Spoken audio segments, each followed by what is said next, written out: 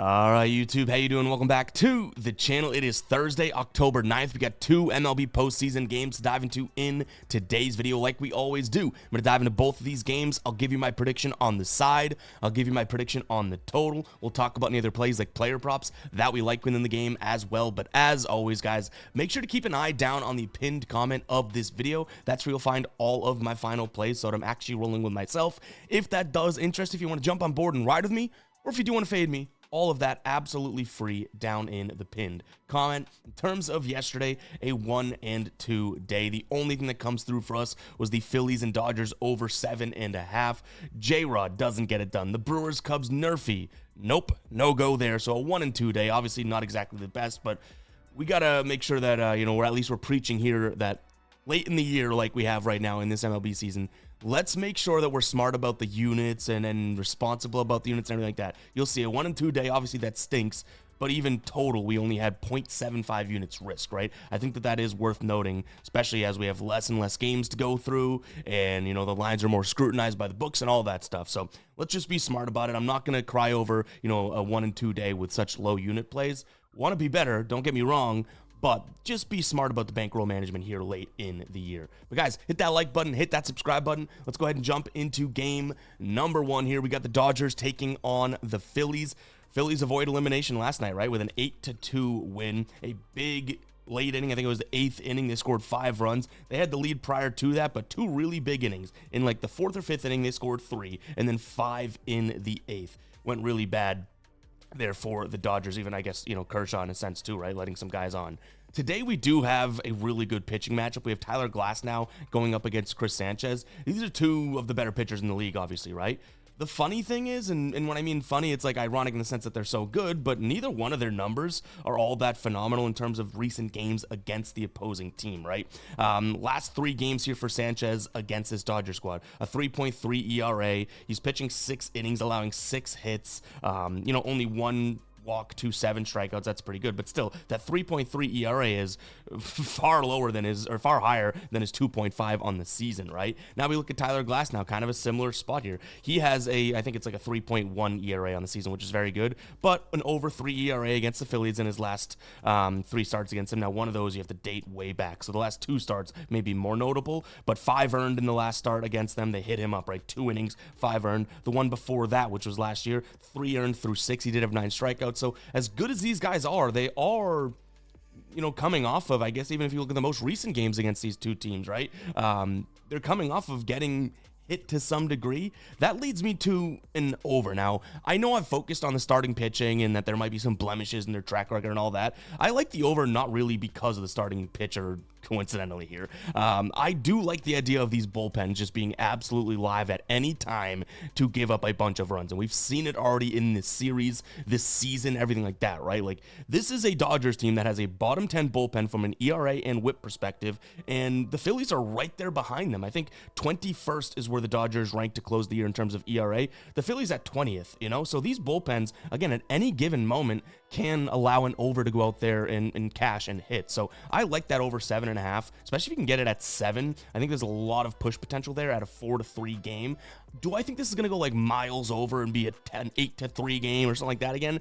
Probably not. I do think that the pitching at least deserves a little bit of credit. Like, I think Sanchez will pitch fairly well, even though I did say that, the Dodgers have hit him in the past. Same thing with Glasnow. It's the bullpens being the biggest thing for me. So I like the over. If I had to pick a side, and again, I will let you guys know that this is a tough one. Like, I can see the Dodgers winning. I could also see the Phillies winning. Not that that's what you're looking for in this video, but I'm just trying to be honest and transparent, right? The thing that I would look at here is the price tag. I do think the Phillies have a slightly better pitcher on the mound. Glasnow has some serious upside, but let's give Sanchez some serious credit for what he's done this year, right? He's also going to throw the changeup, the sinker, the slider. I like those pitches a little bit more, against the Dodgers than what Glasnow is going to throw towards the Phillies. So I'll lean towards the Phillies in this spot just because you're getting plus money as well. That's the price difference for me. But overall, I think what we do play in this game, if we do play something, would be that over 7 or over 7.5 yet again. From a player prop perspective, I do like Enrique Hernandez.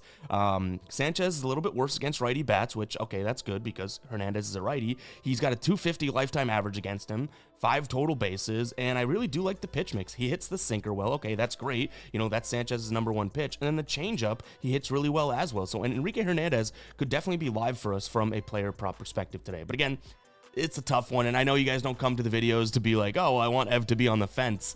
I'm going to tell you if I am, and honestly, with the sides here today, Phillies, Dodgers, it's almost like a coin flip. So if you're giving me plus money on one side of the coin flip, that's the side that I'd look at. Unfortunately, just being transparent.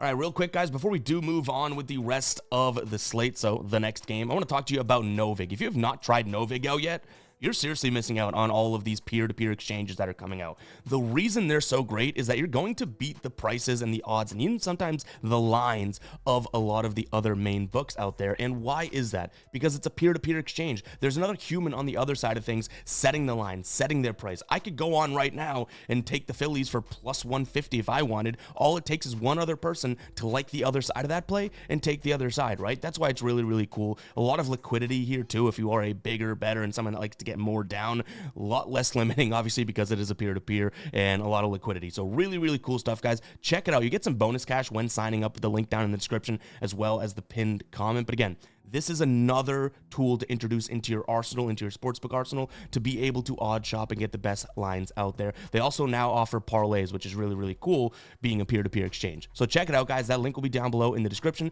as well as the pinned comment, whether it's NBA coming up, NFL, MLB, WNBA, NHL's now live. Novig's got you covered, and you'll see in our final plays, we're using Novig pretty damn heavily because, again, we're getting better prices. Go check it out. Link down below in the description, as well as the pinned comment. Game number 2 coming right up.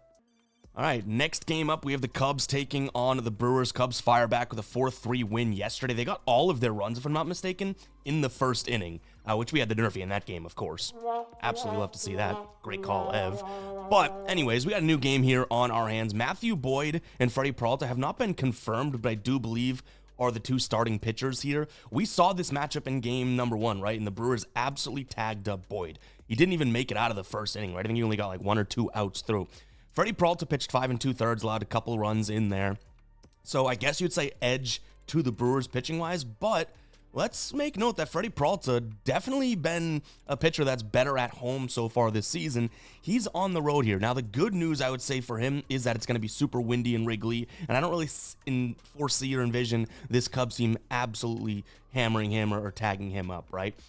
The thing is here, Matthew Boyd, can we rely on him? Because if we like Freddie Peralta, which I do think that he'll be okay, and okay might get us to our first play here, I'll tell you in a second.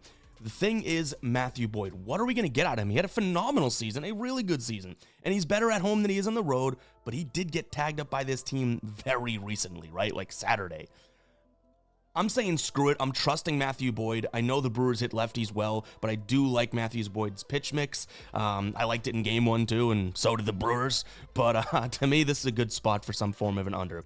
Because you're in Wrigley, because you have that wind coming in, I want to look at the Nerfy, but I almost don't trust the Matthew Boyd or Freddie Peralta effect in the sense that they might have like one blow-up pitch or something like that, right? And we've seen a lot of early runs so far in this series. So I'm going to pivot to the first 3 under 2.5. This could be a 1-1 game, you know, in the 3rd inning, and I'm cool with that, right? Keep it under 3.5.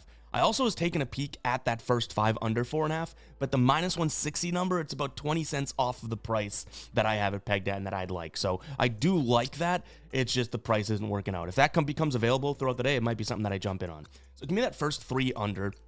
Matthew Boyd, I think will do a little bit better than last time. I almost hope that he'll do a little bit better than last time. Again, he throws the changeup, slider, and fastball. That slider and fastball, he should be able to navigate fairly well. The changeup, and we even saw that in game 1, right? The changeup could be a little bit of an issue, but still, thinking that he does a little bit better than last time. Freddie Peralta, on the other side, is going to throw that changeup and fastball combo. The Cubs hit that very, very well, but Freddie's been pitching really well, right? Like, he's been looking very good, pitching really well. He's got decent enough numbers against this Cubs team in the past. I worry about the fastball, but fastball Freddie, that fastball's looking a little bit different lately, right? And hopefully he can do similar to what he did in game number 1, which is keep that Cubs team suppressed. So first 3 under 2.5 is what I'm looking at here. From a side perspective, yeah, it's really, really tough for me to like the Cubs after Boyd got hit up, you know, given the fact that this Brewers team has such go-off ability. So much like the first game here. I'm sorry to kind of give you a flimsy spot, but I guess if the Cubs become bigger favorites, underdogs, I'd like them more. But at the -119 price right now, the Brewers are probably what I consider. In terms of player prop spots, I like the idea of both of these pitchers potentially walking some guys. Obviously, season on the line to some degree with both teams, more so the Cubs and the Brewers, but still, you win this one. It's a whole new game. Both teams in a playoff spot like this really do want to win, right? I think these pitchers are going to be afraid of some of the big play abilities of both of these teams and the batters they have. I could see them kind of nitpicking and trying to find some spots and maybe missing the zone a little bit. So I like both of the pitchers to maybe have a couple walks or something like that. Maybe that's even an interesting same game parlay tactic. We can take some alternate lines for something like that. So keep an eye on the final plays, guys. That might be something that we ultimately end up rolling with. But really do appreciate you tuning in for this slate breakdown. MLB playoffs has been pretty damn electric so far. Like, I don't know about you, but anyone that says baseball's dead or it's boring, I'm watching these games being like, this is some awesome playoff baseball. It really, really is. But guys, that's it for me today. We'll catch you guys in the next one, all right? Peace out.